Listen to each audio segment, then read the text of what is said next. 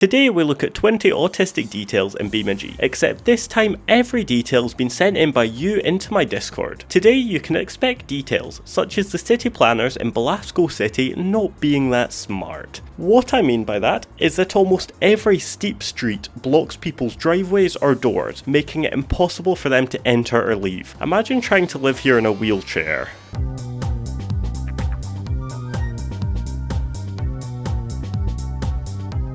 I have no idea how anyone would find this detail, however here we are. If you go behind these buildings in West Coast USA, you'll see some normal looking graffiti. However, if you free cam behind the wall, specifically looking behind this graffiti, you can see that the artist used some seriously penetrating spray paint as they somehow managed to paint onto the dirt behind the wall. The fact that my Discord member found this is crazy. However, it doesn't stop there. The same person discovered that if you look at this graffiti, at first it appears totally normally. However, if you then turn your camera, it disappears. You can make it disappear and reappear by moving your camera between the two positions. I guess this is why the devs spaced the assets slightly off of the walls, as we discovered in part 2. Next up, we have some slightly misaligned textures. If you look back at these three windows, you can see that some are normal, but the other blackout strips are misaligned, leaving a clear gap at the top of the window, allowing you to see through the window. It is obviously not likely anyone will ever see this, however it is a pretty neat detail. Just before we continue, I wanted to say thanks to this guy that I can't say the name of, as he submitted the vast majority of details in this video. So I gave him some nitro as a thank you, and can you all thank him in the comment? Oh, and Discord's in the description if you want to submit some details for a potential part 4. So everyone should know what a crane looks like. Big, tall and strong. Now, from a distance, BeamMP cranes look the same. However, when you venture up to the top of these cranes, you can see a few unrealistic things, such as this crane levitating, or this one's head being misaligned from the body. Now surely that isn't structurally stable. Although, to be fair, I see why the devs have done this, as no one will ever be looking at the top of these cranes, unless obviously you're in the autistic details business. Next up, you have a detail that has been right in front of us, however you may never have noticed it. Every mailbox across East Coast USA and West Coast USA doesn't have a hole. You're clearly expected to either magically phase letters into the mailbox or send mail via carrier pigeon like they did in the wars. Or, the most likely answer is that you don't need to send any mail, as it is a car game. However, this is an interesting oversight in the model. Very brief break from the video here, but this did take a lot of work. I had to go through every submission, fact check it, and find locations, as a lot of the time I was given no location. I turned into Rainbow, triangulating locations based off a pole, trees, and a rectangular road. So basically, I would really appreciate it if you consider subscribing, liking the video, or maybe even checking out my channel membership. Anyways, enough begging, let's rapid fire the next two. Both of these details take place in the warehouse at the West Coast USA docks. The first one is that all electrical boxes by the garage doors have a notice on them, presumably a warning. However, 12 of the boxes have a mirrored sticker on them. Also, just to note, I was not the one who counted these. Anyways, now we know how many are mirrored, but how many are normal? Well, we know that there are 34 doors in the entire warehouse, meaning 22 doors must have a normal notice sticker on them. Now, the other interesting fact about the doors is that despite there being 34 garage doors, as just mentioned, the door numbers displayed above each door do not count up as you would expect, as they somehow count up to 45 despite there being 34 doors.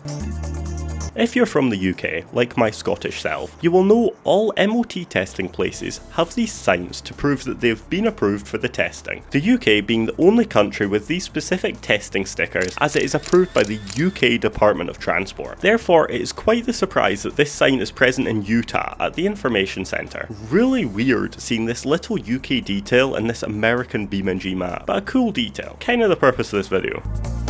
Sticking with the Information Centre in Utah, if we come over to this door and free cam inside, we can see the inner floor is about halfway up where the door is, but what's even weirder is that we cannot see the door texture from the inside, only from the outside. This is not a big issue as you can access interiors in BeamMP, however weird that it is like this, as even other interiors you can't enter are not like this.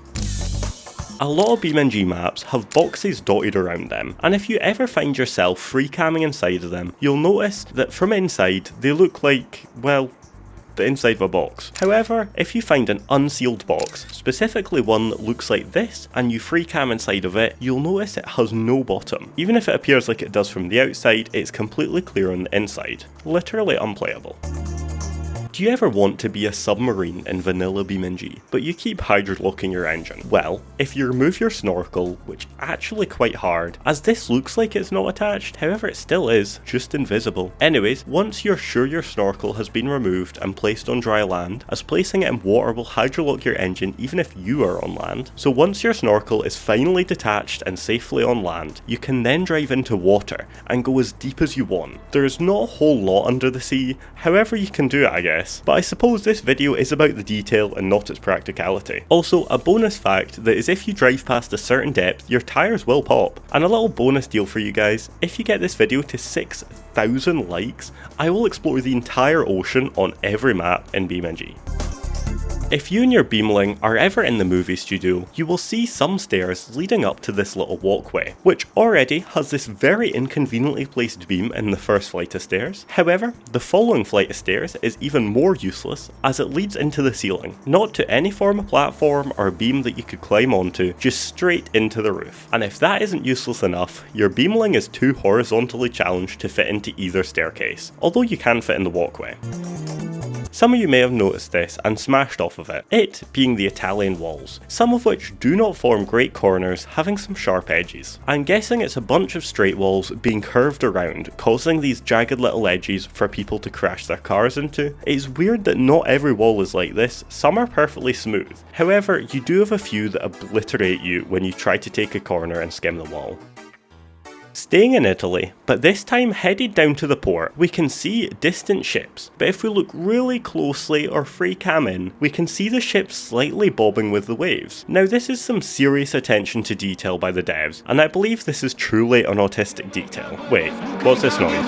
No, not again. The first two parts of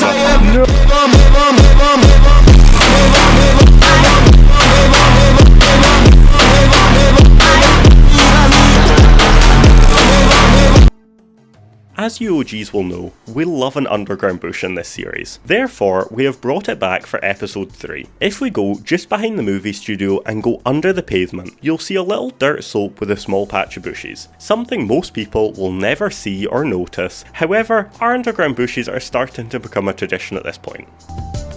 Continuing with the underground theme, if we head over to industrial site, we can see this specific building, which on the surface looks really normal. However, if we free cam under the map, we can see it appears to have a full-on bunker. However, it does have some windows, which is a bit weird for an underground bunker. I mean, who knows, maybe just really want to taste the dirt. But it is weird that this building has a full-on room underneath it.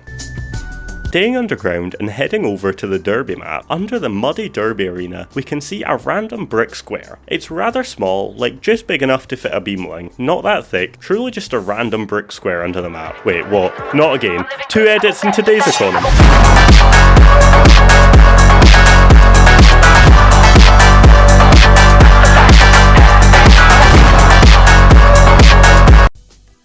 This final one really hits close to home for me, as if I was a horse, this channel would probably be called Fourhoof, as I would have 4 hooves. But for some reason, this is included on the newly refreshed spinners, of which TMG did make a mod so you can overclock the hell out of them. If you did want to check it out, link is in the description.